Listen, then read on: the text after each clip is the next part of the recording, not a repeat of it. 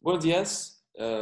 Vamos a partir porque, aunque haya poca gente, ya, ya, ya estamos 5 minutos tarde. Entonces no, creo que no puedo esperar no puedo esperar más. Um, la clase de hoy vamos a finalizar lo que tiene que ver con el modelo ISLM. ¿Sí? Entonces, déjenme compartir pantalla para que empecemos a recordar de qué se trataba el modelo ISLM.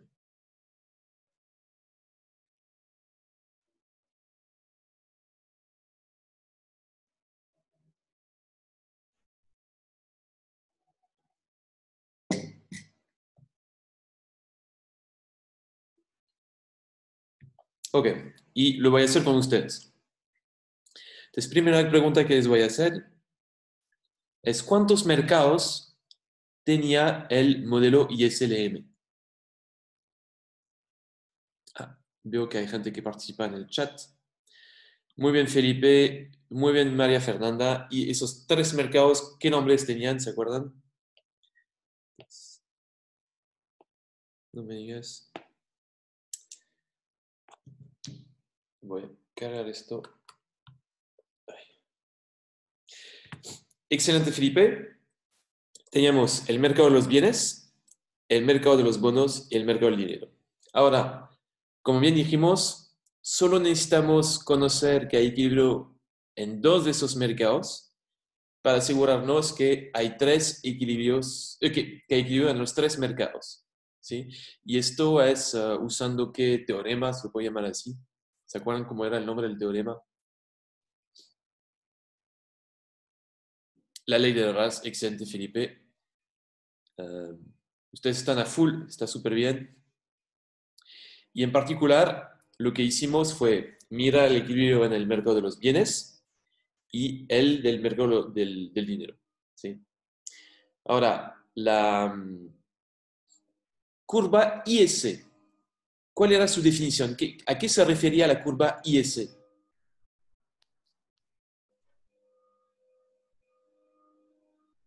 El mercado de los bienes y en particular a qué concepto del mercado de los bienes.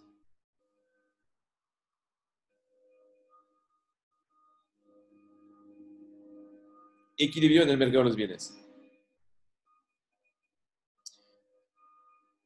Tengo alguien en la calle que hace obras. ¿Me están escuchando bien, cierto? Sí, excelente. Equilibrio en el mercado de los bienes. ¿Y en qué espacio representábamos esta curva IS? ¿Se acuerdan?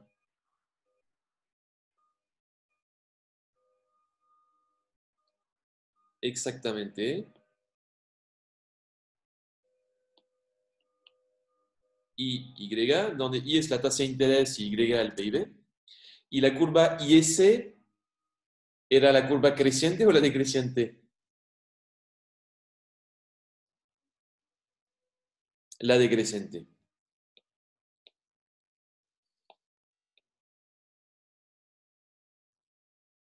Muy bien. Um, la decreciente. Intuición económica de por qué es decreciente esta curva.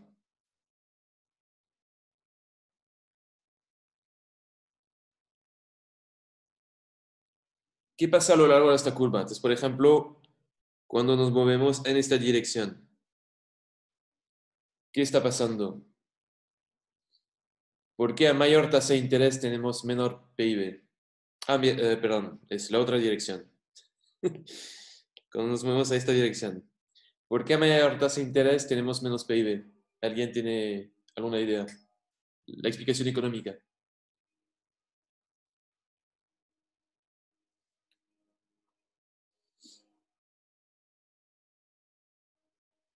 Mayor costo, ok. Mayor costo de oportunidad de... No, el consumo no.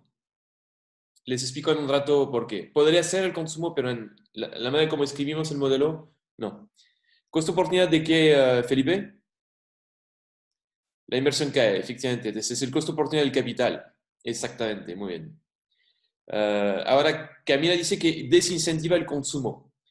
Podríamos tener versiones del modelo donde hay un efecto directo a la tasa de interés sobre el consumo.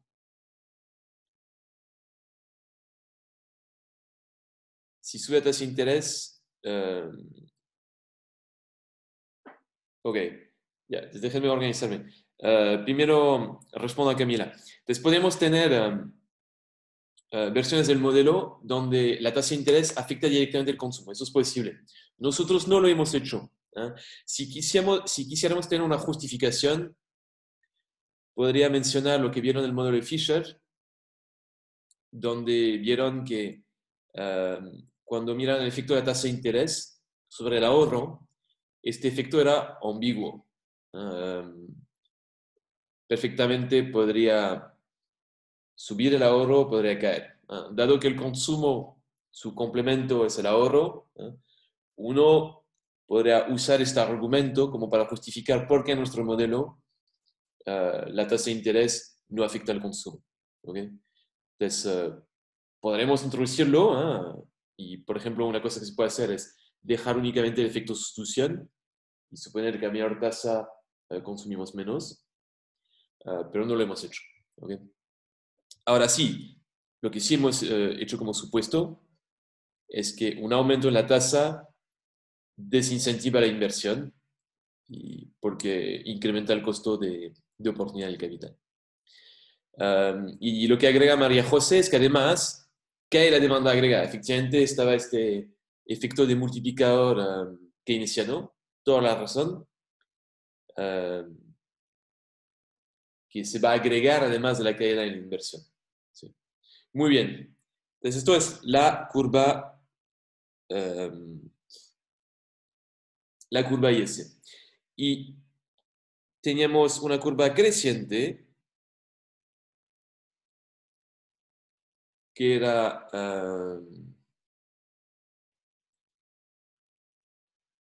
perdón, la mañana. Una curva creciente que era la LM. ¿Qué representaba la LM? ¿Se acuerdan?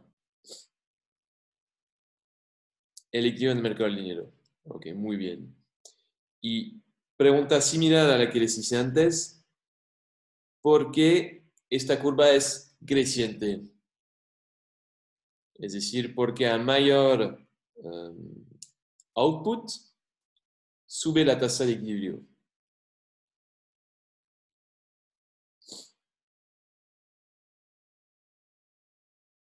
Para entenderlo, hay que recordar que hablamos del mercado del dinero, ¿no? Entonces, tenemos que pensar cómo cambia típicamente la demanda.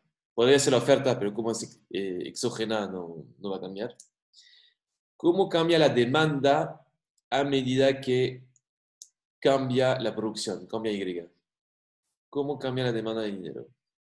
Y si uno recuerda esto, claramente cuando sube Y aumenta la demanda por un motivo de transacción, dijimos. Y entonces, si sube la demanda por dinero, típicamente cae la demanda por bono. Si cae la demanda por bono, cae el precio de los bonos y eso es equivalente a decir que la tasa de interés implícita del bono sube. ¿Sí?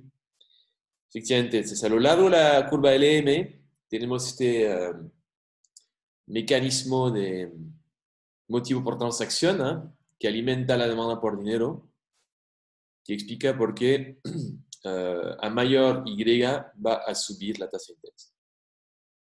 Muy bien. Y les había comentado, bueno, volveremos a esto, que a veces la curva LM puede tener un pisito acá. Esto se hace, que llamábamos trampa de liquidez. Ok. Entonces, la intersección entre ambas curvas nos va a dar la tasa de interés de equilibrio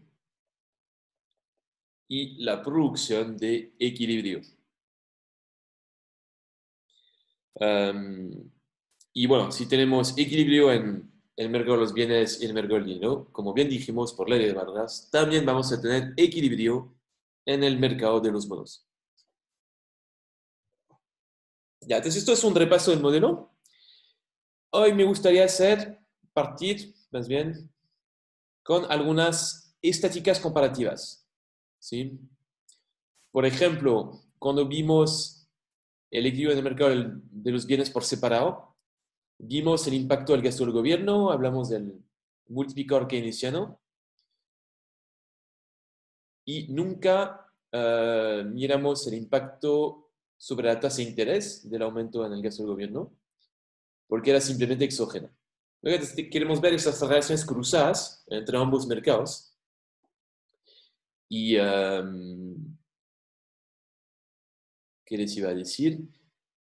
Y esto lo podemos hacer en equilibrio general. Entonces nos pregunta Felipe, profe, ¿nunca calculamos el mercado? No, nunca calculamos el equilibrio porque efectivamente, como bien dije, por ley de Walras, sabemos que si hay equilibrio acá, esto implica que también está el guión del mercado de los bonos. En todo caso, no sé si se han dado cuenta respecto a esta historia del mercado de los bonos.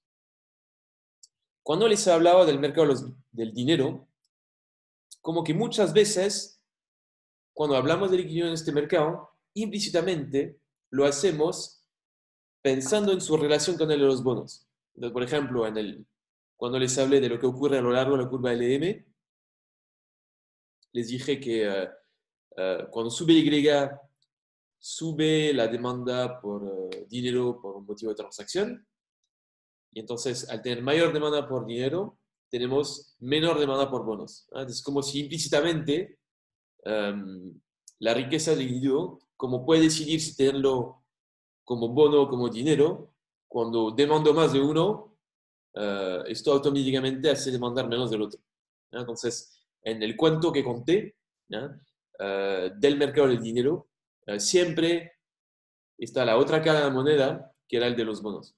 Entonces, aunque no tengamos una curva para el mercado de los bonos, nos referimos mucho a lo que ocurre en este mercado cuando hablamos de lo que ocurre en el mercado del dinero. Ok, entonces hagamos algunas de esas estadísticas comparativas. Como les dije, podemos ver relaciones cruzadas, el impacto del gasto del gobierno sobre la tasa de interés o el impacto de una política monetaria sobre el output, lo que no hicimos antes.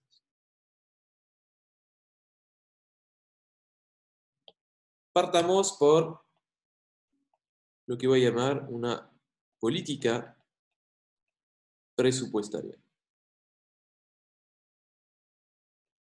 ¿Ok? La política presupuestaria sería un aumento en G. ¿Ok?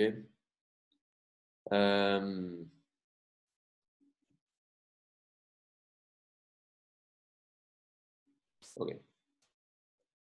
Tenemos que pensar cuál de las dos curvas se mueve cuando se mueve G. ¿Ok? Y para saber cuál de las dos curvas se mueve, tenemos que recordar un poco cómo están construidas cada una de esas curvas y dónde aparece la variable G al momento en que construyamos cada una de esas curvas. ¿Okay? ¿Se acuerdan en cuál de las dos curvas aparecía esta variable G? El de la IS. Efectivamente, déjenme recordar cómo se define la IS. La IS, dijimos, es las combinaciones de tasa de interés y output, tal que el mercado de los bienes está en equilibrio, y en particular, tal que se cumple esta ecuación. Y en esta ecuación aparece G. Como para ser más recordatorios, habíamos dicho que el consumo era función de la renta disponible. Entonces, pido disculpas, pero voy a hacer algo que es una herejía en matemáticas, que es usa la misma notación para el nombre de la variable y la función. Sé que está mal, pero lo voy a hacer. ¿Ya? Entonces acá estoy diciendo que esto es la función de consumo que depende de la renta disponible. ¿Ok? Teníamos que la inversión dependía de la tasa de interés y del output y el gasto del gobierno. ¿Okay? Entonces, el consumo era creciente en la renta disponible, la inversión también era creciente en el PIB, pero era decreciente en la tasa de interés. ¿No? Por eso pongo un más, dos más y un menos debajo. Y lo que habíamos hecho cuando vimos el equilibrio en este mercado era que para una tasa de interés dada, podemos representar los dos lados de esta ecuación, ¿no? En particular, como función de y, voy a darles la oferta, que era nada más que y, y voy a darles la demanda agregada, que era z de y, donde z de y era todo esto, ¿no? Y el equilibrio se ubicaba en el cruce de esas dos curvas. Esto habíamos hecho. ¿Ok? Entonces, pregunta que les hago, cuando subo G, que está acá, ¿qué pasa en el gráfico de abajo? ¿Cuál de las dos curvas se mueve? ¿El Y o el Z de Y? ¿Y hacia dónde? Sube la demanda agregada. Excelente, Felipe. Pero, efectivamente, subía la demanda agregada. Y entonces teníamos una nueva intersección para, que implicaba, digamos, una mayor producción. ¿Ok? Entonces, y todo esto era para una tasa de interés dada. ¿Ok? Entonces, básicamente, cuando sube G, lo que va a pasar es que se va a desplazar la curva IS en el otro gráfico, pero tenemos que hacer el desplazamiento reconociendo que sube Y para una tasa de interés dada. Entonces, hagámoslo. Lo voy a hacer acá. Voy a volver a hacer este gráfico. Vamos a usar los mismos colores. Voy a tener una LM acá. Voy a tener una IS acá. Y entonces, ¿qué dijimos? Dijimos, se va a desplazar la IS y su desplazamiento se desplaza porque dijimos que sube G. Pues lo voy a hacer acá. Voy a poner como una leyenda, se puede decir así, un título. Se va a desplazar la IS y en particular se va a desplazar hacia la derecha. ¿Okay? ¿Por qué se desplaza hacia la derecha? Porque efectivamente tomemos un nivel de la tasa de interés, por ejemplo acá.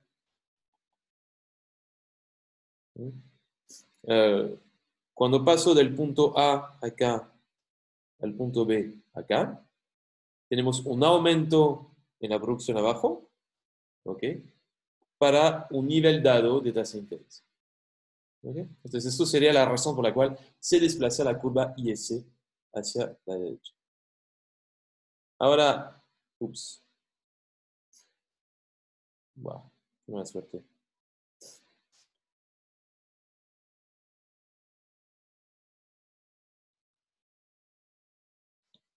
Ahora, ¿dónde miremos el equilibrio? ¿Dónde se ubica? Pues el equilibrio original estaba acá. Teníamos I estrella como output. Teníamos I estrella, pero latina, como tasa de interés. Y vemos que el desplazamiento de la IS hacia la derecha, IS prima,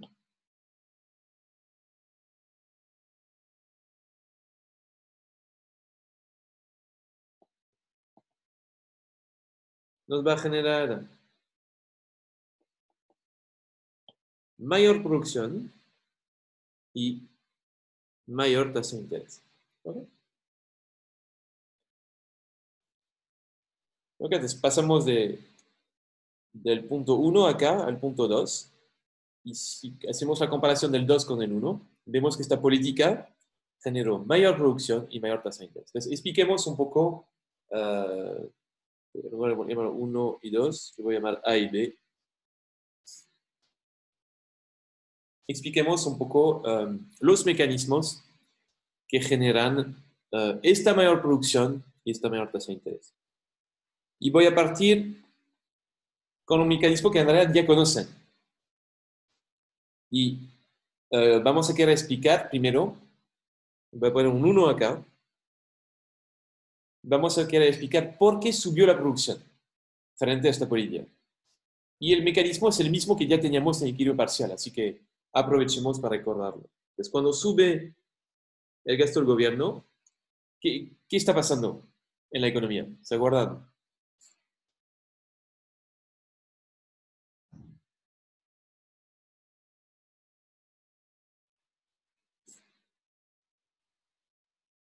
¿Cómo podemos explicar el aumento en la producción frente a un aumento en el gasto del gobierno?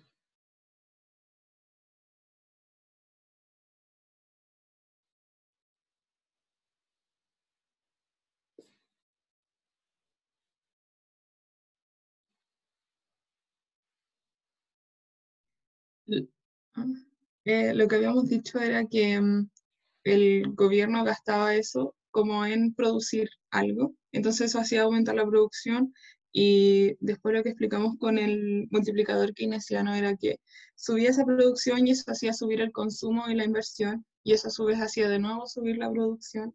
¿A eso se Sí, refiere? exactamente. ¿Y por qué subía el consumo y la inversión? Nos lo dice ahí Pedro. Un detalle extra. Está súper bien lo que dijiste, Ashley, pero para entenderlo del todo, como para hacerle caso también a Pedro que nos habla por el chat, efectivamente, la razón por qué esto retroalimenta el consumo es porque sube el ingreso disponible. Entonces, efectivamente, hay un efecto, si vuelvo a esta curva, ¿no? Hay un efecto directo del gasto de gobierno sobre la demanda agregada, ¿no? Que implica un aumento en la producción, pero dado que el consumo y la inversión también dependen de producción, ¿no? Vamos a tener un efecto indirecto, uno que va a amplificar el primer efecto a través del consumo y la inversión. Muy bien, Ashley. Gracias, Pedro. Muy bien también.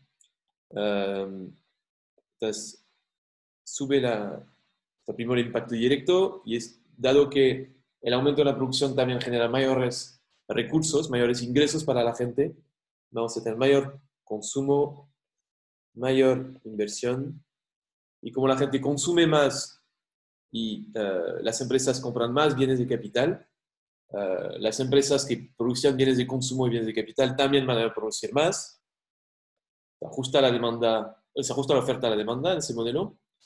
Recuérdense que tenemos energías de precio, entonces como tenemos energías de precio, solo podemos ajustar cantidades, no podemos ajustar precio, y etcétera, etcétera. Y Una entonces, pregunta, sí, que al subir la tasa por el movimiento de curva, eh, no pasa nada con la inversión en el fondo de reaccionar a la nueva tasa de interés. estoy totalmente de acuerdo contigo, Pedro, es un excelente punto. Veo que dominas todo lo que hemos visto y vamos a volver a este punto hacia adelante. Entonces, lo que sí podemos decir, es cierto lo que tú dices, ¿eh? Voy a adelantar un poco la respuesta. Al final del día no vamos a saber lo que pasa con la inversión, porque vamos a ver el mecanismo 2. El mecanismo 2 nos va a explicar por qué sube la tasa de interés, pero como subió la producción, no sabemos cuál va a ser el efecto neto sobre la inversión. Entonces, eso no lo sabemos a priori. Pero lo que sí podemos decir es que sí subió el output, ¿no? Porque cuando comparas el punto B que está acá con el punto A, el efecto total sobre el output va a ser positivo. ¿Ya? Y por lo tanto, incluso si cayera la inversión, por lo que está pasando acá, incluso si cayera, sabemos que hay efectos positivos sobre el gasto del gobierno y el consumo que van a ser mayores que cualquier caída potencial en la inversión. ¿Ya? Pero vamos a volver a este punto en un rato. Gracias, Pedro, por la pregunta. Y antes de volver a este punto, veamos este mecanismo 2 que nos va a permitir explicar uh, por qué sube la tasa de interés. ¿No? Que es como un mecanismo nuevo porque aparece solo en equilibrio general. Y les pregunta qué les hago a ustedes. ¿Ah? ¿Alguien tiene alguna idea de por qué sube la tasa de interés? Y para entender por qué sube la tasa de interés, hay que recordar que la tasa de interés se fija en bueno, el mercado del dinero slash bono. ¿Ya? Y por un lado. y que por otro lado, ¿qué hemos visto acá? Que subía la producción. Entonces, dado que sube la producción y dado que la tasa de interés se fija en el mercado del dinero o de los bonos, ¿alguien tiene alguna idea de por qué sube la tasa de interés? O si quieren, otra pista es que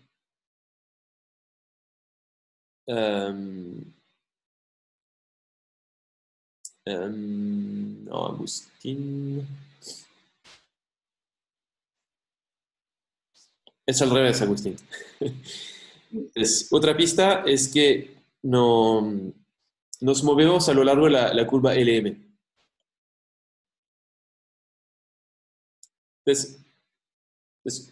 Ok.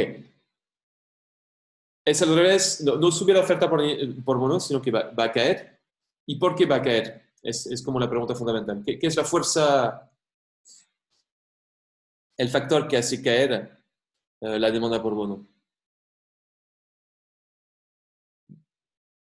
Ah, sube la oferta. Espérate. No, Agustín, estás bien. Perdón. El efecto mañana. Agustín está súper bien. Sube la oferta por bono. ¿Pero por qué? Entonces, ¿por qué sube la oferta por bono? Es decir, más bien, ¿por qué cae la demanda?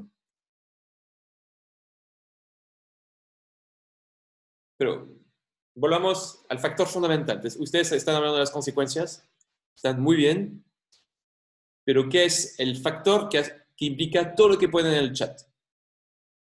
Ah, lo leo ahí más arriba. Espera, como va rápido el chat. Ah, no, es de antes.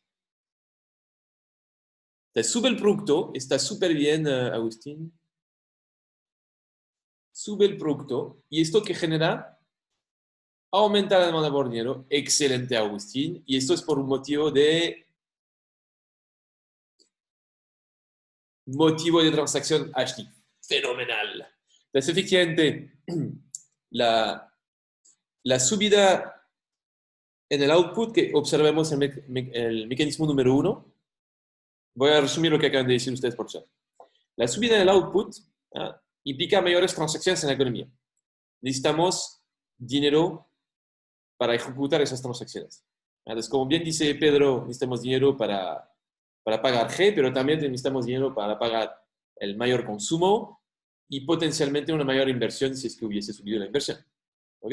Necesitamos mayor dinero, más dinero para ejecutar esas transacciones. Entonces, va a haber una mayor demanda por dinero. Eso es como bien dijimos por un motivo de transacción. Y esta mayor demanda por dinero automáticamente va a implicar una menor demanda por bonos. Entonces, como cae la demanda por bono, cae el precio de los bonos. Cuando cae la demanda, cae el precio. Y decir que cae el precio de los bonos implícitamente es como decir que sube la tasa de interés. Antes habíamos visto que cuando caía el precio de los bonos, por cómo definimos la tasa de interés, podíamos mostrar que subía la tasa de interés. Excelente. Muy bien, veo que dominan muchos conceptos. Me alegra. Entonces, déjenme ponerlo acá. Sí, lo voy a poner como en esquemita, ¿no? Como para tenerlo. Les habíamos dicho que subía la producción. Esto va a implicar un aumento en la demanda por dinero, ¿no? Y voy a poner acá entre paréntesis motivo de transacción.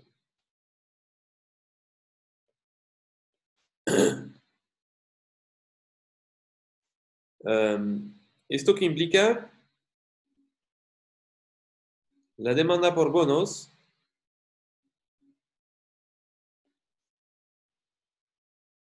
va a caer. Si cae la demanda por bonos, implica una caída del precio de los bonos y por lo tanto una subida en la tasa de interés.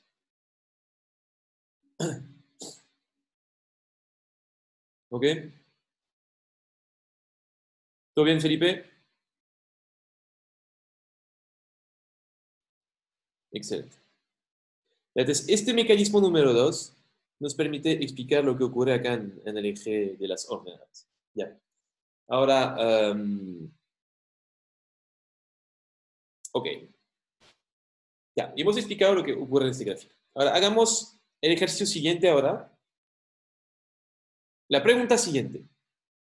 Y la pregunta es, fíjense que al final del día, la producción, si miro su aumento, entonces el aumento que es de la producción es esta distancia de acá, ¿no? La diferencia entre I' y Y estrella. El aumento en la producción es menor que el desplazamiento de la curva IS. Efectivamente, si bien la producción subió en esta distancia, la curva IS se movió en una distancia mayor. ¿Ok? Es decir, perdón. Es decir, dado que la tasa de interés es endógena ahora, esto ha hecho que en equilibrio general, el aumento en la producción que uno obtiene al subir G es menor que lo que habríamos obtenido en equilibrio parcial. Es decir, lo que obtuvimos, ¿dónde está? Acá.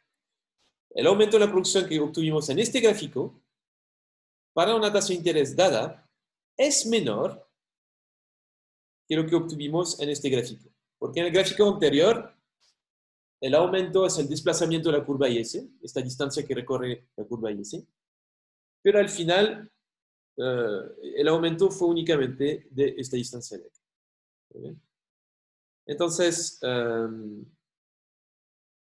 déjenme, me salió el gráfico. Déjenme. En particular, en el otro gráfico, el nivel de producción habría estado acá. ¿Ya? Y esto lo voy a llamar, ¿cómo lo puedo llamar? Y gorrito. ¿Ok? Y voy a introducir un mecanismo número 3 que iba a intentar explicar la diferencia entre I gorrito e I prima. ¿Ok? Y ¿a qué se debe esta diferencia? Que en realidad ya nos dio la respuesta Pedro. Pero si alguien lo quiere recordar, ¿cómo puedo explicar la diferencia entre el I gorrito y el I prima?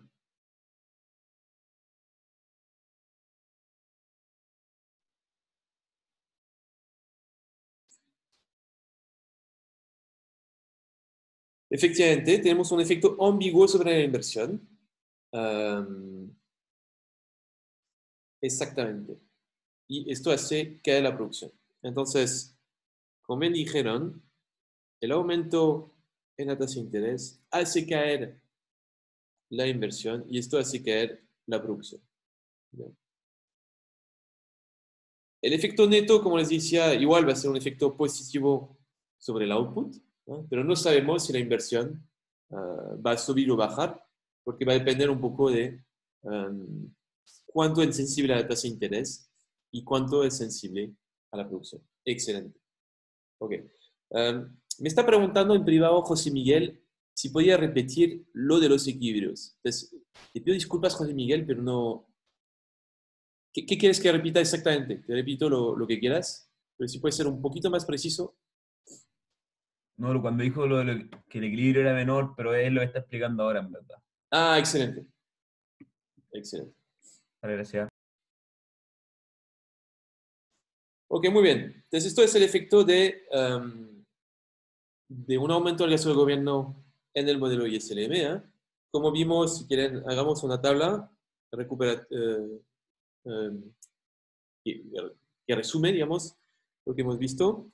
Entonces, tenemos un aumento en G. Vimos que esto implica un aumento en Y, implica un aumento en la tasa de interés, implica un aumento en el consumo, implica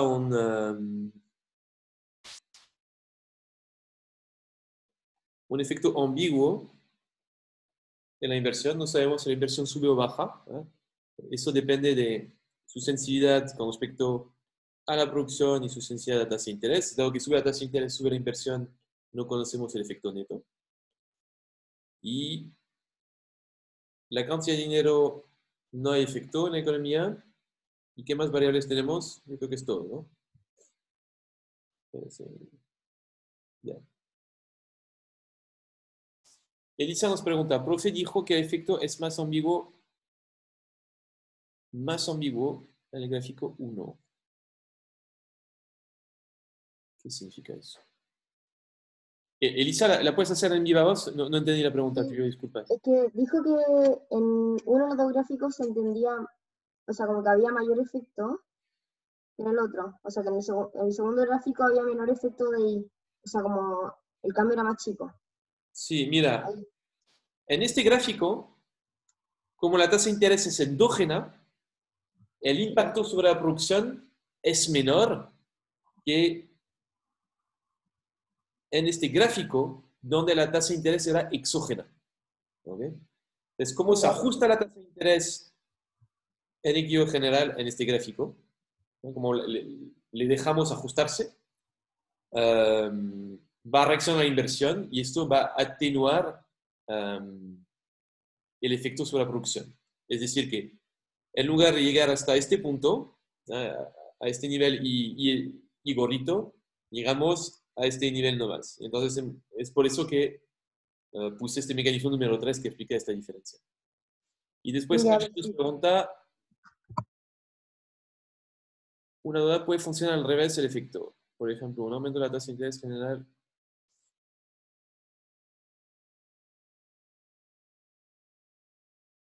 ¿Por qué la tasa de interés haría que suba el gasto del gobierno?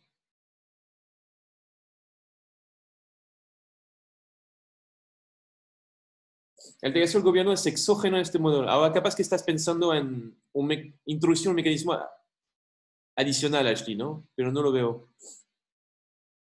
¿Te refieres como una modificación extra del modelo? ¿Es eso la idea? Ah, y tú dices, entonces no veo cuál sería el mecanismo. Lo que sí, solo por las dudas, les quiero recordar que gasto del gobierno es compra de bienes, ¿no? No tiene nada que ver con los intereses que paga el Estado. ¿Ok? Ahora podemos pensar que si el gasto del gobierno fuese endógeno y dado que hay mayor tasa, quizá quisiera gastar menos para endeudarse menos, entonces podemos tener un modelo con alguna restricción crediticia por parte del Estado. Me imagino que el gobierno argentino, sobre todo en esos tiempos, está muy preocupado en no gastar tanto, porque si gasta y que se endeuda más, significa que tendrá que pagar muchos intereses, ¿no? Dado que enfrenta una tasa alta. Entonces, esto se podría pasar, pero claro, habría que extender el modelo en esta dirección. Claro, en este modelo de acá, G es totalmente exógeno, entonces es un parámetro. Puede pasar cualquier cosa en el modelo, si no se mueve, no se mueve. ¿Ya? Entonces, dado que es un parámetro, claramente estamos asumiendo que cualquier mecanismo extra no está. Pero sí, es importante recordar, pues no sé si ahí has hecho el error, Ashley, pero por si acaso alguna gente lo tenía en mente, gastos del gobierno son bienes y no tiene que ver con cuántos intereses paga el Estado sobre la deuda. Pero no significa que no tenga efecto. Efectivamente, yo creo que algunos gobiernos sí se dejan guiar por un poco el nivel de la tasa, porque cuando es muy alta puede haber preocupaciones respecto al presupuesto y esto lleva a algunos gobiernos a gastar menos. Puede pasar, sí. Ok. Bueno, 9:15. Hagamos una pausa de 5 minutos y después, si les parece, puedo poner tabla, no hay problema. Si les parece, después de esta pausa, vamos a ver la política monetaria. ¿Ok? Ok.